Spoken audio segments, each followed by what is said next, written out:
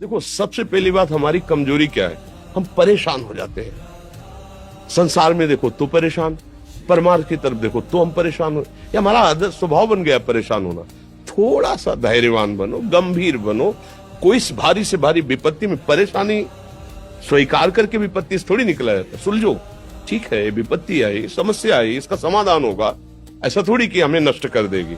अगर अभी हमारी बड़ी हानि हो जाती है, हम कल इससे बड़ा लाभ प्राप्त कर सकते हैं। हमको एकदम बिल्कुल गंभीर रहना है, इतने कमजोर नहीं बन जाना। अब वो गए तो क्या होगा, अब वो वस्तु गई तो क्या, पद गया तो क्या होगा।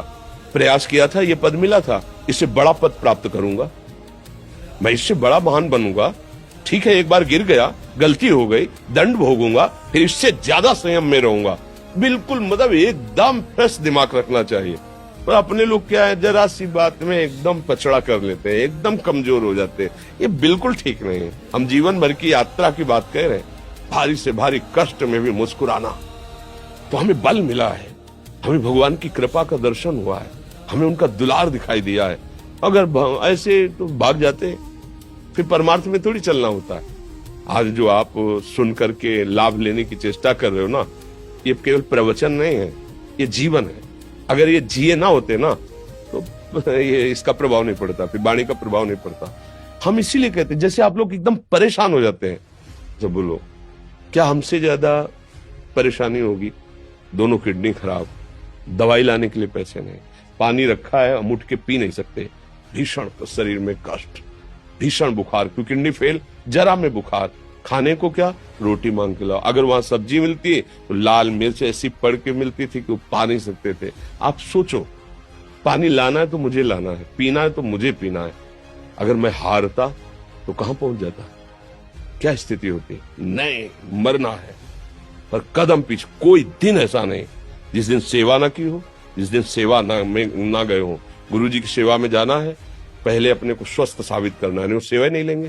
तुम बीमार हो, तुम कष्ट में, वैसे उनकी दृष्टि बड़ी शांत है, उनकी सेवा की, आके लेट गए।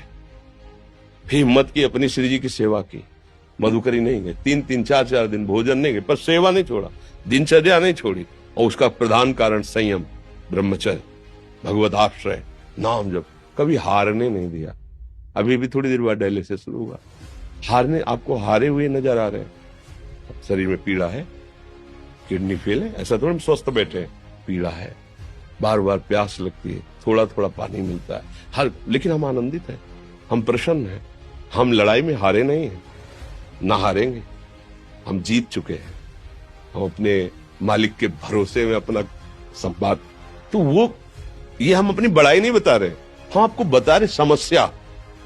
सोचो, तुम्हारे पास तो माँ है, भाई है, बहन है, परिवार है, कोई ना कोई तो है ना। मेरा किसी ने कभी जीवन में ध्यान भी नहीं दिया, क्यों? बचपन से बाबा जी बन गए, किसी से प्यार नहीं, किसी से संबंध नहीं, कोई जानकारी नहीं, हम कहाँ हैं, वो कहाँ, किसी से कोई मतलब नहीं। अच्छा, जवान साधु कौन श्रद्धा करे, कभी गांव जाने की हिम्मत नहीं पड़ती कि रोटी मांग ले, पता नहीं लोग क्या सोचेंगे, क्या भावना कर ले। हम दरवाजे पे खड़े हैं, क्या कैसी भाव, जो हमारे सामने आकाश वृत्ति से आया यौवन अवस्था में, वही पाया है, अन्यथा भूखे रह गए।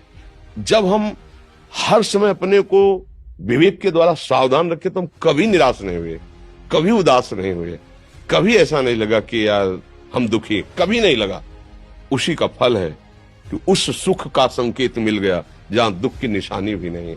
वही उसी के बच्चे हो, हम सब उसी धातु से बने हुए हैं। हम इतना क्यों परेशान हो जाते हैं, हम ये देखते हैं। अपने लोग थोड़ी बात बिगड़ गई परेशान, नहीं बिगड़ी तो बिगड़ जाने की संभावना में परेशान है। आज सुख है, लेकिन कल सुख छिन जाएगा, तो हम आज के सुख में सुखी ना होकर कल के दुख की आने की संभावना में हम भयभीत हो। मतलब क्या हमारी सोच रह गई। हमको इतना बलवान बनना है कि सुख और दुख दोनों हमको छू न सके। भारी से भारी सुख की व्यवस्था है तो अहंकार नहीं, हर्षित होकर किसी का अपमान न करे कि हम धनी, हम पदाधिकारी, अमुक। भारी से भारी दुख आया तो हमें किसी के सहयोग की जरूरत नहीं, हम फिर अपने कदम बढ़ाएंगे, हम फिर जुड़ी हुई अपनी भावनाओं को सजाएंगे। मस्त जीवन एकदम, तुम अविनाशी के बच्चे हो। शेर का बच्चा भेड़ों के बीच में फंसकर म्यों म्यों बोल रहा है, बस अगर दहाड़ना सीख जाए तो कोई भी उसे परास्त नहीं कर सकता। ऐसे भगवद अंश, तू प्रपंच में फंसकर अपने को इतना दीन क्यों देख रहा है? तू ऐसा है कि भगवान के दिव्यास्त्र में भी ताकत नहीं तेरे को मार सके। तू अविनाशी का अविनाशी बच्चा है। विनाशी भोगों को, विनाशी शरीर को मैं मान के इतना भयभीत, इतना दुख ठीक नहीं। ये सबके लिए, केवल एक के लिए नहीं। आप समझो, आप लोग सोचते हैं हम गृहस्थ होकर भला ऐसी स्थिति कैसे। जनक जी सुखदेव जी के गुरु हैं और राजा हैं, महल है, रानियां हैं, नौकर है, चाकर। क्या सुखदेव जी जिनके शरीर में लंगोटी भी नहीं है, दिगंबर, परमहंस के गुरु है जनक जी जो राजा हैं।